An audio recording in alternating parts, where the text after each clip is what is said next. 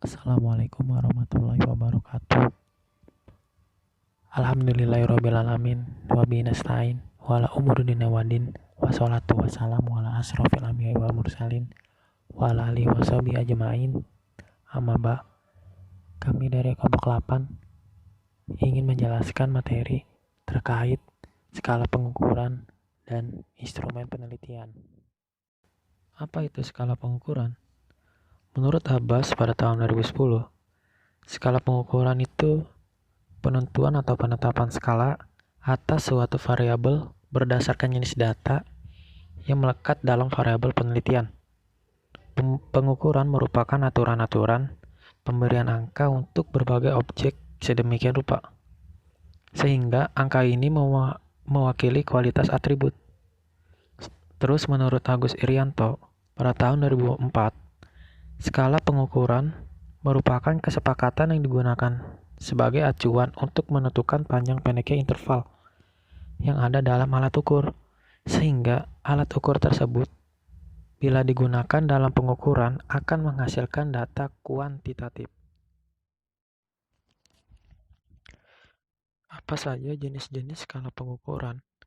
Menurut Sugiono pada tahun 2007, macam-macam skala pengukuran dapat berupa skala nominal, ordinal, interval, dan rasio. Yang pertama, skala nominal.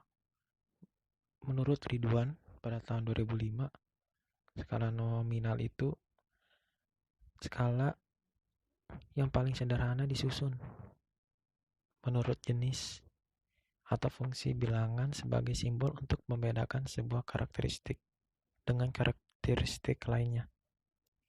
Contohnya kayak jenis kelamin atau status pernikahan. Terus yang kedua, skala ordinal. Skala ordinal ini lebih tinggi daripada nominal dan sering juga disebut dengan skala peringkat karena lambang-lambang bilangan hasil pengukuran selain menunjukkan pembedaan juga menunjukkan urutan atau tingkatan objek yang diukur menurut karakteristik tertentu. Contohnya, kayak tingkat kesukaan akan suatu produk makanan dengan skala 1 sampai 4. Misalnya 1 tidak suka, 2 tidak suka, 3 suka, 4 sangat suka. Selanjutnya, skala interval. Pada skala interval ini, perbedaan antara suatu kategori dengan kategori lainnya dapat diketahui. Skala interval tidak memiliki nilai nol absolut, sehingga tidak berlaku operasi perbandingan, akan tetapi berlaku operasi penjumlahan serta pengurangan. Contohnya kayak IPK dari 0 sampai 1,99 atau 2 sampai 2,99 atau enggak penghasilan kurang dari 500.000 sampai 1,5 juta. Terus selanjutnya ada skala rasio.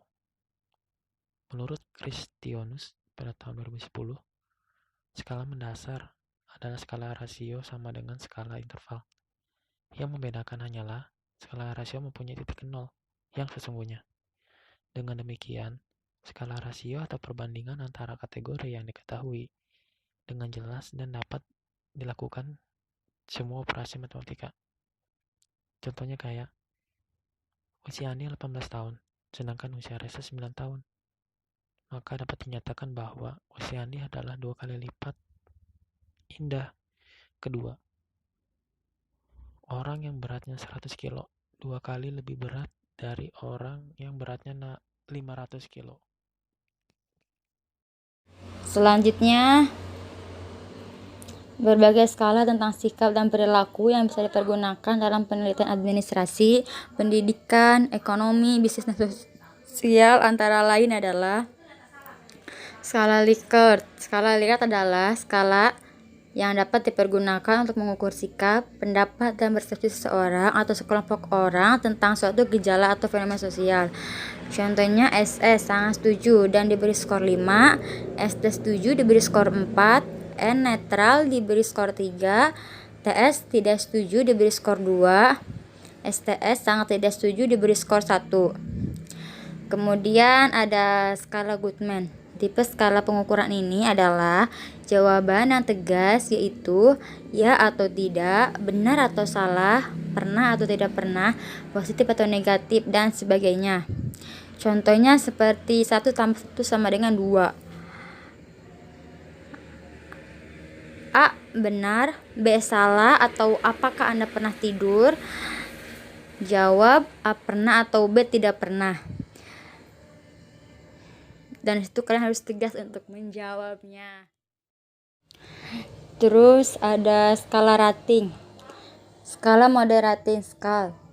Responden tidak akan menjawab salah satu dari jawaban kualitatif yang telah disediakan, tetapi menjawab salah satu jawaban kuantitatif yang tersedia.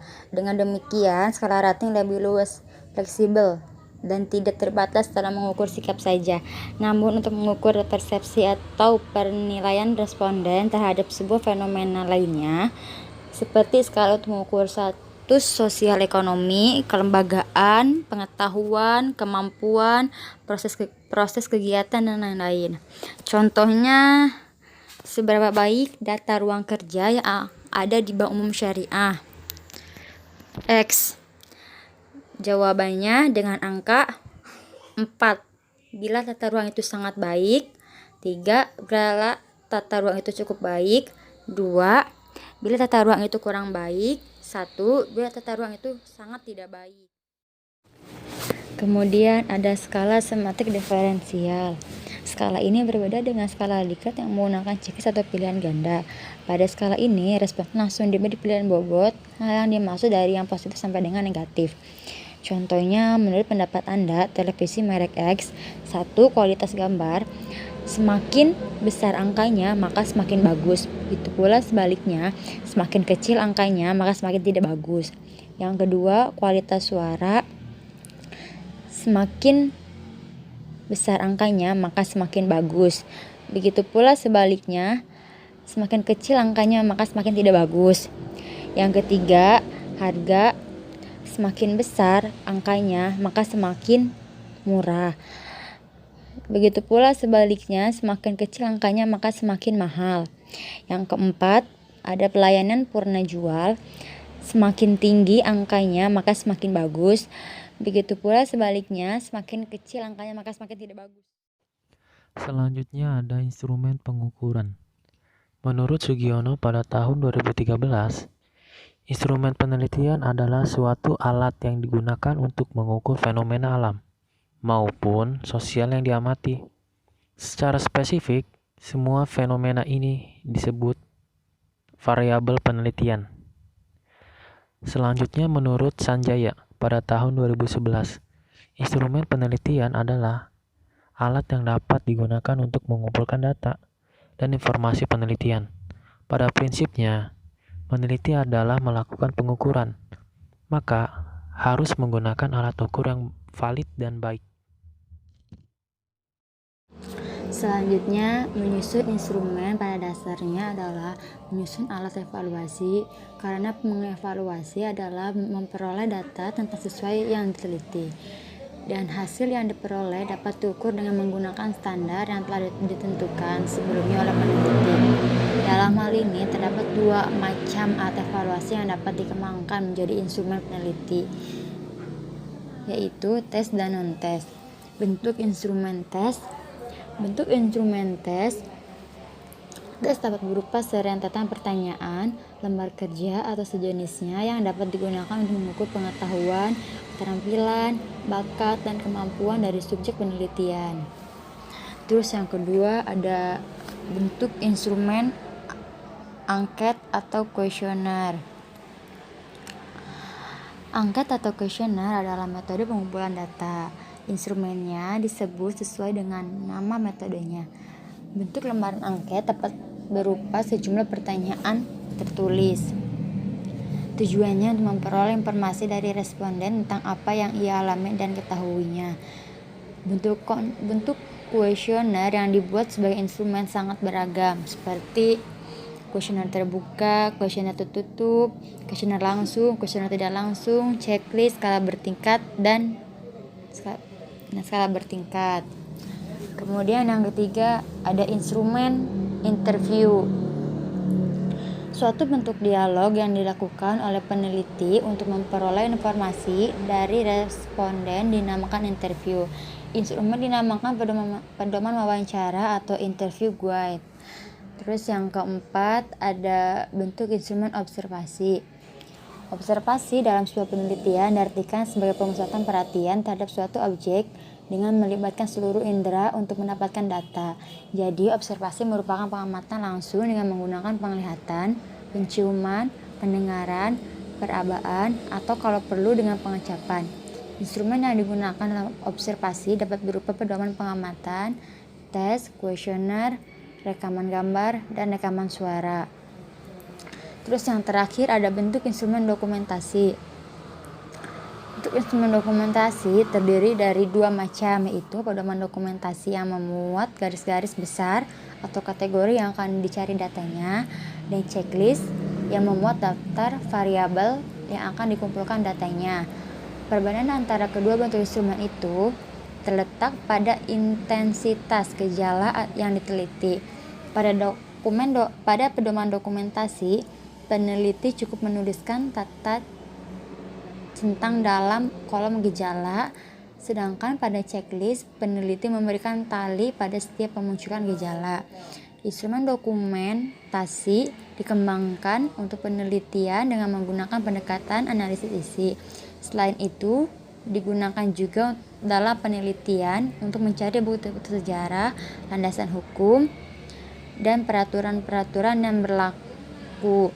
Subjek penelitiannya dapat berupa buku-buku, majalah, dokumen, peraturan-peraturan, notulen rapat, catatan harian, bahkan benda-benda bersejarah seperti prestasi dan artefak. Kemudian yang terakhir, bagaimana cara menyusun instrumen penelitian? Seorang peneliti harus bisa membuat dan menyusun instrumen yang akan dipakai untuk penelitian.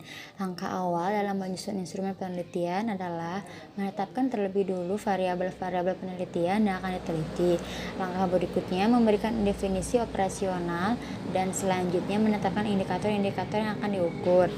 Berdasarkan indikator yang telah dibuat akan dijabarkan menjadi butir-butir penyataan atau pertanyaan supaya lebih mudah dalam menyusun instrumen penelitian. Yang dibutuhkannya matrik pengembangan instrumen atau kisi-kisi instrumen.